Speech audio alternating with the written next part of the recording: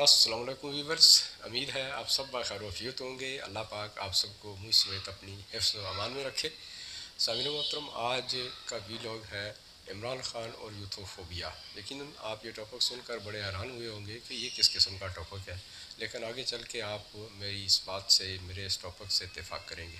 तो सबसे पहले इमरान खान साहब के कुछ कारहाय नुमाया जिनका ज़िक्र लाजमी है, और उसके बाद फिर यूथोफोबिया या यूथिया या इनकी क्या इनके आपस में लिंक्स हैं, इस पे बात करेंगे। और दीगर भी एक दो चीज़ें इसमें शामिल करेंगे। तो इमरान खान साहब इस मुल्क के 22वें प्राइम मिनिस्टर थे। इमरान खान 18/8/2018 को इस मुल्क के 22वें वज़ीर आज़म बने। और इत्तेफाक देखिए कि 2022 में 22वें वज़ीर आज़म 2022 में 22 साल स्ट्रगल करके बने थे, और 2022 में इनको फ़ारग कर दिया गया। दूसरी बात, पीटीआई के वो चेयरमैन हैं, और 1996 में ग़ालिबन 25 अप्रैल 1996 में पीटीआई बनी थी, और उस वक्त से अब तक वो तायाब चेयरमैन है। यहाँ से आप अंदाज़ा कर सकते हैं कि इमरान खान साहब किस कदर जमहूरियत पसंद है।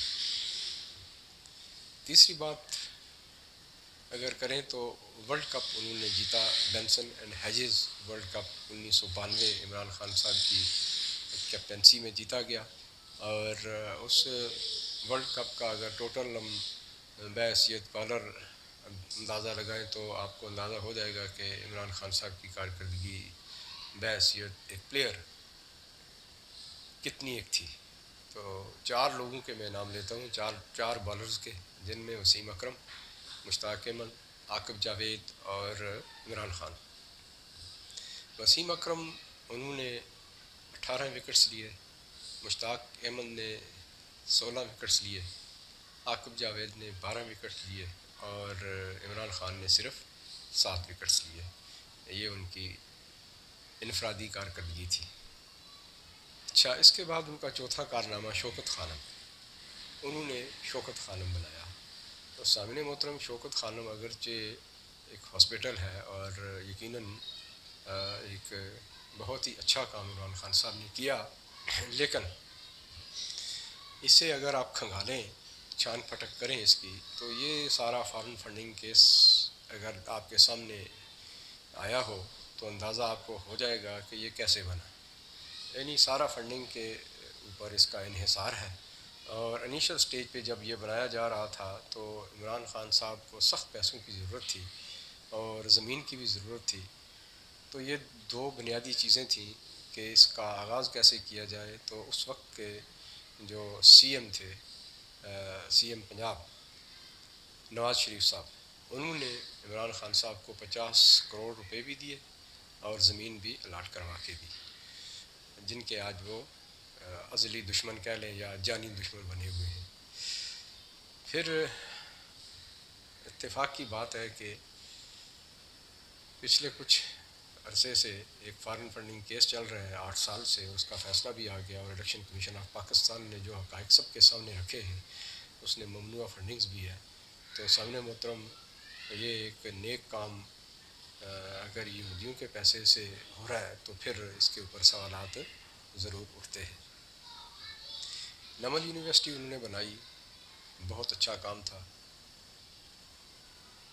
इसकी जितनी तारीफ़ की जाए कम है, और ये भी फंडिंग ही से बनी। यानी आप ये देखें कि उन्होंने जो काम भी किए हैं, जो अवामी मफाद के काम हैं, तो वो सारे फ़ंड लेकर किए हैं, अपनी जेब से कह लें या किसी ओहदे पे आकर उन्होंने कोई ऐसा काम नहीं किया कि बंदा ये कह सके कि ये इनकी एफिशिएंसी बड़ी हाई थी कि इन्होंने आवाम के लिए सोचा। बहरहाल, दूसरी बात ये भी होती है कि इस तरह के काम किए जाते हैं फेमस होने के लिए, ये भी ज़रूरी है, फिर लोग हाथ नहीं डालते, और जिस तरह अभी इमरान खान साहब इसके पीछे छुप रहे हैं, यही सिचुएशन होती है। बहरहाल, ये कुछ इमरान खान साहब की कारकर्दगी, और एक दो और गिन लेते हैं। एक ये कि जब वो मुल्क के प्राइम मिनिस्टर थे तो उस वक्त सबका जो जितने भी प्राइम मिनिस्टर गुजरे थे उनकी 3 लाख या 2 लाख या 2.5 लाख پہ ہوا کرتی تھی. تو عمران خان صاحب نے آ کے شور کیا کہ بھائی میرا گزارا تو بہت مشکل ہے اور میری تنخواہ بڑھائی جائے. تو پھر عمران خان صاحب کی تنخواہ 8 لاکھ کر دی گئی تھی.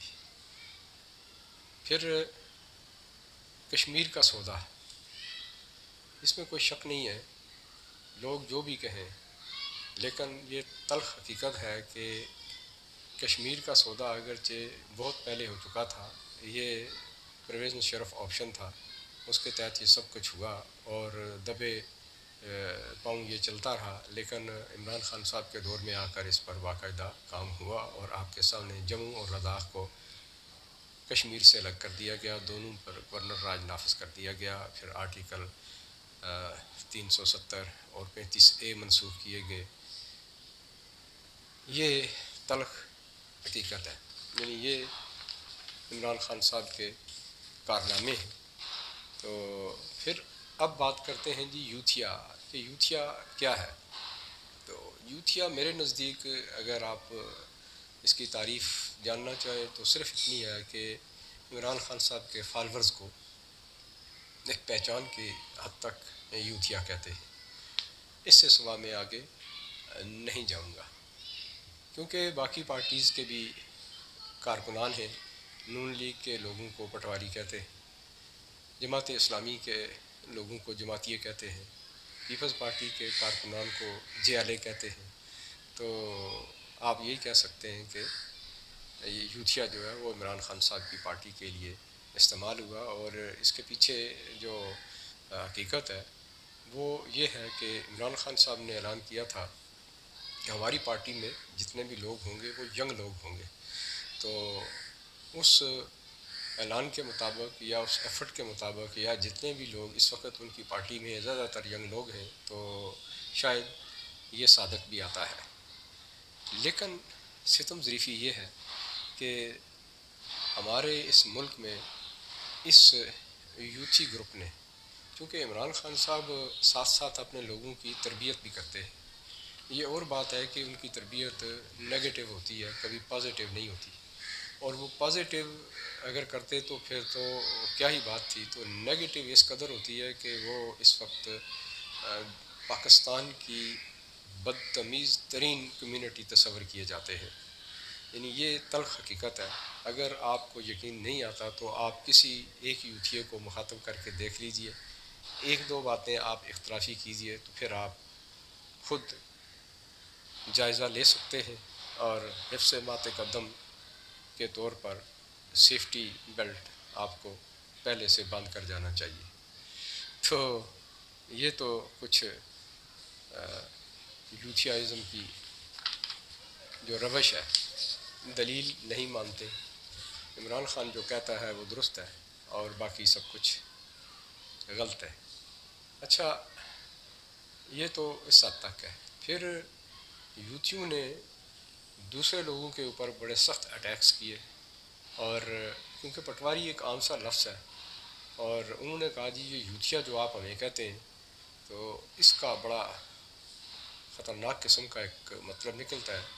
اور انہوں نے کوئی مراٹھی کی کوئی زبان مقامی اس کا حوالہ دیتے ہیں، اور وہ یہ کہتے ہیں کہ یوتھیا جو ہوتا ہے وہ بہن کے خاوند کو کہتے ہیں. یہ پی ٹی آئی والوں کا کہنا ہے. اور میں نے گوگل کیا تو گوگل بھی کچھ اتھینٹک بات تو اس میں ہے نہیں ہے. لازمی بات ہے کہ جو کچھ ہم گوگل پہ ڈالتے ہیں وہی گوگل دکھاتا ہے. تو پی ٹی آئی کے لوگ چونکہ آئی ٹی کے بڑے ماہر ہیں، انہوں نے مختلف لوگوں نے یہ گوگل پہ ڈالا ہوا تھا، تو یہ چیز معذرت کے ساتھ یہ چیز سامنے آتی ہے کہ یہ الفاظ اس طرح کے اس میں لکھے ہوئے ہیں اور وہ کسی کا حوالہ ہے. بہرحال کوئی اتھینٹسٹی اس میں نہیں ہے. گوگل سرچ انجن جو ہے اس کا حصہ آپ کہہ سکتے ہیں اب یہ بن چکا ہے. جیسے عمران خان لکھ کے آپ انٹرنیشنل بیکاری لکھیں تو عمران خان صاحب کی پکچر آ جاتی ہے. تو یہ کسی چیز کو آپ کثرت سے استعمال کریں تو گوگل اس کو فوراً دکھا دیتا ہے، یا جن لوگوں نے پہلے یوز کیا ہو تو اس ریکارڈ کی بنا پر گوگل دکھاتا ہے. تو یہ میں آپ سے پہلے کہہ رہا ہوں کہ یہ کوئی اتھینٹک بات نہیں ہے. پھر اسی لفظ کو مزید کھنگالا اور خاص کر گوگل پہ تو بنگالی میں اس کا مطلب کچھ اور نکل آیا، یعنی وہ بھی کسی نے ڈالا ہوا ہے، تو وہ جس نے وہاں یہ لکھا ہے ان کا کہنا ہے کہ جی اس کا مطلب ہے دلال۔ اب کیا کہا جائے، یہ میں آگے بات کروں گا کہ یہ وجہ کیا ہے۔ اچھا، ایک اور جگہ میں نے دیکھا گوگل پہ ہی، تو ایک جگہ پہ لکھا ہوا ہے کہ جی اس کا مطلب ہے کھوتا۔ آپ بھی سرچ کر سکتے ہیں، یہ اتھینٹک نہیں ہے، یہ لوگ جو یوز کرتے ہیں لکھتے ہیں وہی گوگل آپ کو دکھاتا ہے، اس لیے اس کے اوپر کان نہ دھرا جائے تو زیادہ بہتر ہے۔ پھر یہ تو آپ کے سامنے کچھ چیزیں رکھی ہے محترم، یہ کوئی اچھی بات نہیں ہے۔ یہ جتنے بھی الفاظ ہیں اس کے علاوہ بھی ایک اور خطرناک قسم کا بھی لفظ ہے یوتھیاز کے لیے، میں وہ سامنے نہیں رکھنا چاہتا، وہ انتہائی غلیظ قسم کا مطلب ہے۔ وہ آپ اگر جب وہ گوگل کریں گے تو آپ کو اندازہ ہو جائے گا کہ اس کا وہ کیا مطلب نکالتے ہیں۔ تو بہرحال قصہ مختصر یا حاصل کلام یہ کہ یہ نام رکھنا یا اس طرح کی گندی سوچ لے کر وہ گوگل کرنا، یہ اخلاق سے گری ہوئی حرکات کا حصہ ہے۔ یقیناً اسے کوئی ذی شعور شخص اچھا نہیں کہے گا۔ ہم سب کو اپنے تئیں کوشش کرنی چاہیے کہ اخلاق سے کبھی بھی گر کر کوئی گفتگو نہ کریں۔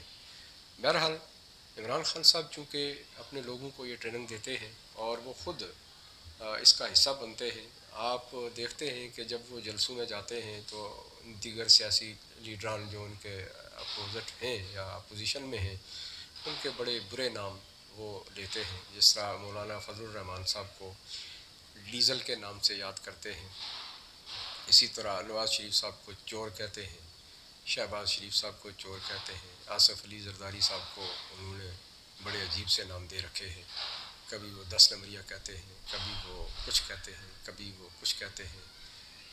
بلاول بھٹو صاحب کو بھی اسی طرح انہوں نے ان کے بھی نام رکھے ہوئے ہیں۔ شہباز شریف صاحب کے فرزند حمزہ شہباز شریف صاحب کو بھی انہوں نے ایک نام دے رکھا ہے ککڑی کا۔ تو سامنے محترم آپ خود سوچئے کہ ایک ملک کا لیڈر ملک کا پرائم منسٹر رہ چکا ہو اور جب وہ اس حد تک بات کرے تو یہ اخلاقی گراوٹ کے سوا اور کوئی بات آپ اسے نہیں کہہ سکتے کہ یہ کوئی بہت بڑا کارنامہ انجام دے رہے ہیں، یا یہ کہہ سکتے ہیں کہ اپنے لوگوں کو ہنسانے کے لیے، ان کی توجہ مبذول کرانے کے لیے ایک شعبدہ بازی ہے۔ جس طرح ایک شعبدہ باز مجمع اکٹھا کر لیتا ہے اور لچھے دار باتیں کر کے لوگوں کو اپنی طرف راغب کرتا ہے، تو اسی طرح عمران خان صاحب کا یہ وتیرہ ہے، اور وہ لوگوں کے نام بگاڑتے ہیں اور پھر لوگوں کی اٹریکشن لیتے ہیں اور پھر اپنی بات لوگوں کے سامنے رکھتے ہیں۔ یعنی آپ یہ کہہ سکتے ہیں کہ وہ اعلیٰ درجے کے شعبدہ باز ہیں۔ یہ کچھ اس طرح کرنے سے انہیں کچھ فائدہ نہیں ہوتا، بس آپ یہ کہہ سکتے ہیں کہ تھوڑی دیر کے لیے ان کو تسکین سی ہو جاتی ہے کہ میں نے بڑھاس نکال لی، ویئرز اس کا کوئی فائدہ نہیں ہوتا۔ جو سننے والے ہیں وہ اس کو بہت غلط انداز سے دیکھتے ہیں۔ آپ یہاں تک دیکھیے کہ نبی پاک صلی اللہ علیہ وآلہ وسلم نے بھی باقاعدہ اس پہ ایک ان کی حدیث بھی ہے کہ لوگوں کے نام نہ بگاڑیں۔ بہرحال وہ کہتے ہیں کہ میں ریاست مدینہ بنانے چلا ہوں، تو سامعین محترم اب اس کے اوپر میں کیا کہوں کہ ایک شخص آکسفورڈ کا کوالیفائڈ ہے، اور جب وہ بات کرتا ہے تو اس طرح لگتا ہے کہ وہ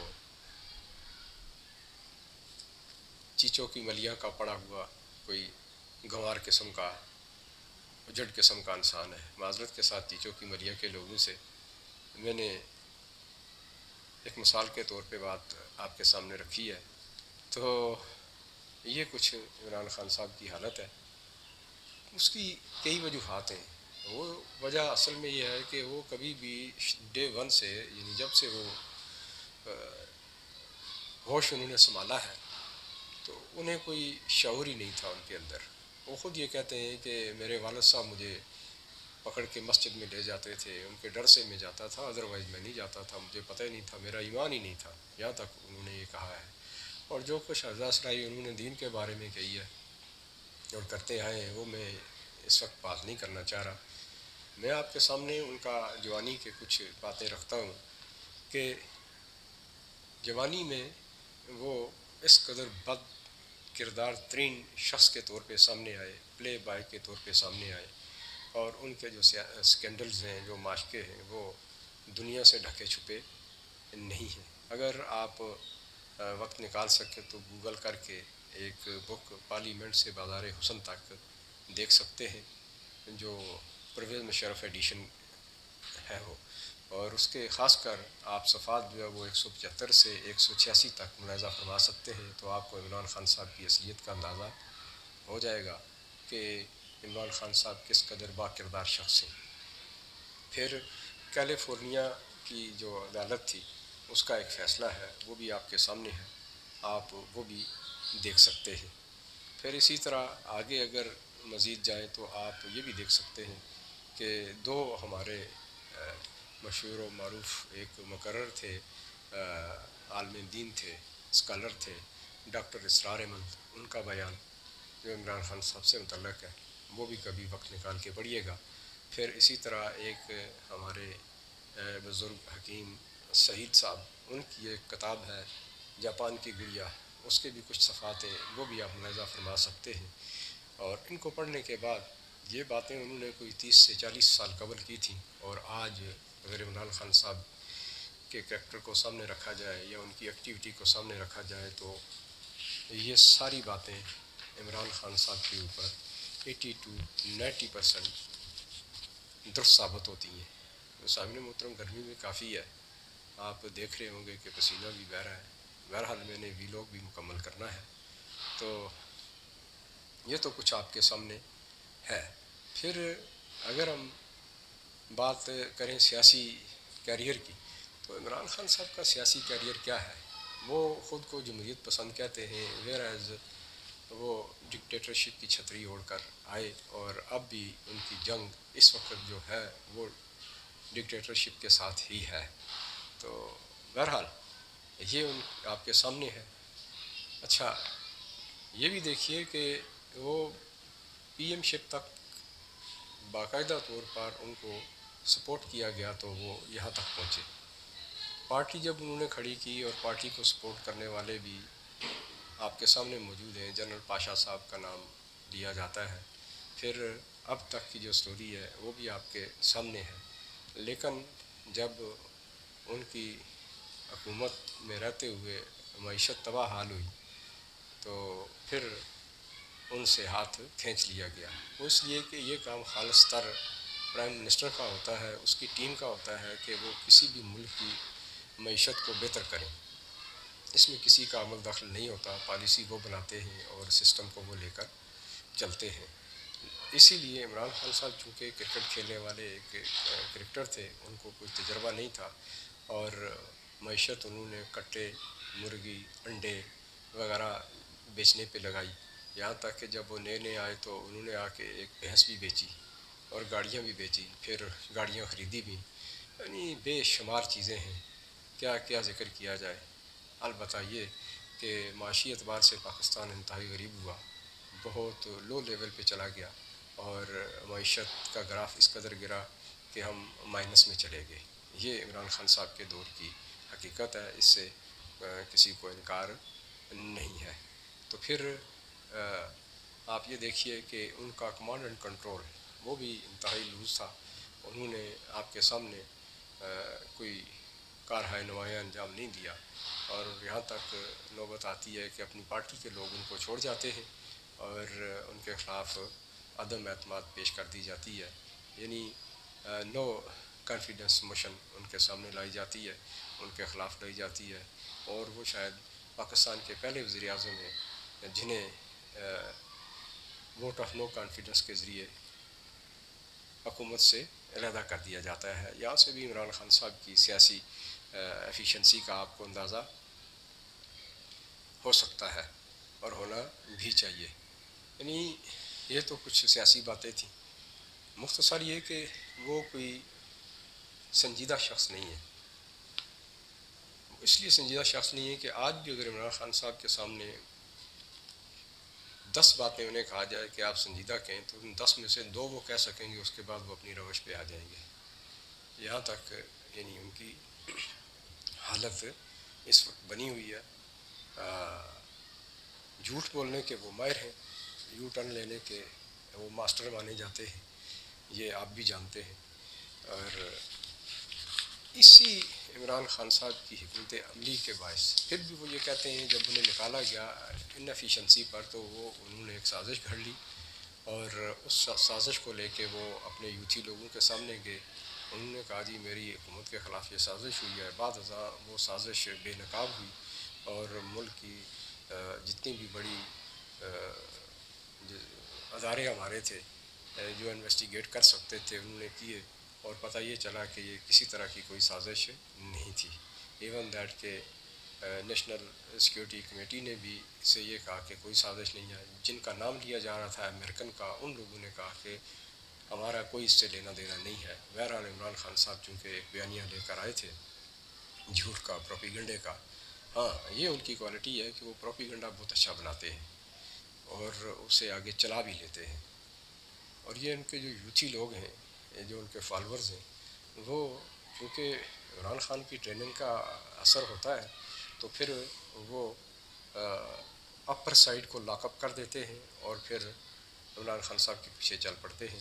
تو یہ بھی بات بالکل سچ ہے.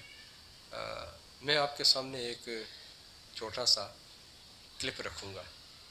یہ کسی شخص نے مجھے بھیجا تھا, آپ یہ دیکھیے گا کہ یوتھوفوبیا چھوٹا سا کلپ ہے, مزاحیہ بھی ہے, سبق آموز بھی ہے, اور ہمارے یوتھی بھائیوں کے لیے تیر با ہدف ہے. تو سامنے محترم آپ اینڈ کے اوپر وہ دیکھیے گا. میں اسی کے ساتھ ہی اپنی بات ختم کرتا ہوں اس امید کے ساتھ کہ کچھ بھی ہو جائے, کچھ بھی ہو جائے, اخلاق کا دامن ہاتھ سے نہ چھوڑا جائے. اور اگر کوئی آپ کے خلاف کڑوی کسیلی بات کرتا ہے اور آپ کو گراہ گزرتی ہے, بہتر یہ کہ آپ سائیڈ لائن اختیار کر دیں. اگر آپ جواب دینا چاہتے ہیں تو آپ انتہائی متانت کے ساتھ اور دلیل کے ساتھ اس کو جواب دیں تو زیادہ بہتر ہے. اس کا اثر یقیناً دوسرے شخص پہ پڑے گا. لیکن ایک عمران خان صاحب نے جو فورس تیار کی ہوئی ہے جسے یوتھیہ کا نام دیا گیا ہے, یہ ایک ایسی فورس ہے ان پر کسی چیز کا اثر نہیں ہوتا. وہ اس لیے کہ جس مرکب سے یہ بنائے گئے ہیں وہ جھوٹ, فراڈ پر مبنی ہے. اسی کے ساتھ ہی مجھے اجازت دیجیے اور آپ ویڈیو کلپ دیکھیے. Thank you. اللہ حافظ. ڈاکٹر صاحب یہ دیکھیں, میرے بھائی کو پتہ نہیں کیا ہوتا جا رہا ہے. ہر وقت چور چور ڈاکو ڈاکو چلاتا رہتا ہے. کبھی کبھی تو آدھی آدھی رات کو چور چور چلانے لگتا ہے. سارا گھر پریشان ہو جاتا ہے. ایک رات کو تو محلے دار ڈنڈے لے کر ہمارے دروازے پر آ گئے اور کہنے لگے کہ بتاؤ چور کہاں ہے. اس کی وجہ سے ہم بہت پریشان ہیں ڈاکٹر صاحب. چور چور بھائی یہ چور ہے, میں اس سے علاج نہیں کرواؤں گا. یہ ڈاکو ہے, لوٹ کر کھا گیا مریضوں کو. میں اس سے علاج نہیں کراؤں گا. ڈاکو ہے, یہ چور ہے. ڈاکٹر صاحب دیکھا آپ نے میرے بھائی کی حالت کیسی ہوگی. ڈاکٹر صاحب پلیز اس کا کچھ کریں. ڈاکٹر صاحب دیکھیے, میں آپ کے بھائی کی حالت کو سمجھ گیا ہوں. اصل میں ان کو یوتھوفوبیا ہوا ہے. کیا یوتھوفوبیا؟ ڈاکٹر صاحب یہ کیسی بیماری ہے؟ دیکھیں, یہ بھی ایک ذہنی بیماری ہے جس میں مریض اپنے آپ کو صادق امین اور دوسروں کو چور, ڈاکو اور لٹیرا سمجھنے لگتا ہے. مریض کو لگتا ہے کہ دنیا میں صرف وہی ایماندار اور سچا ہے, باقی تمام لوگ کرپٹ, چور, ڈاکو اور لٹیرے ہیں. اس کو لگتا ہے کہ وہ ہیرو ہے اور باقی سارے ولن اور غدار ہیں. یہ بیماری اس لیے بھی خطرناک ہے کہ مریض اپنے آپ کو فرشتہ صفت انسان تصور کر چکا ہوتا ہے کہ وہ اپنی غلطی تسلیم نہیں کرتا، اس کو اپنی برائیاں بھی اچھائیاں لگنے لگتی ہیں، بدتمیزی اور بد اخلاقی کو اپنا حق سمجھنے لگتا ہے۔ ایسے مریض تو نہ ہی آئین کو مانتے ہیں اور نہ ہی قانون کو۔ ڈاکٹر صاحب یہ یوتھوفوبیا پھیلتا کیسے ہے اور اس کا علاج کیا ہے؟ دیکھیں اس کا ایک ہی علاج ہے۔ کیا آپ کے گھر میں انٹرنیٹ لگا ہوا ہے؟ جی۔ اس کو 3 مہینے کے لیے فوراً بند کر دیں، کیونکہ یہ بیماری سوشل میڈیا سے پھیلتی ہے۔ آپ کا بھائی جتنا بھی سوشل میڈیا استعمال کرتا جائے گا اس کی بیماری میں مزید اضافہ ہوتا جائے گا اور یہ مزید خطرناک ہو جائے گا۔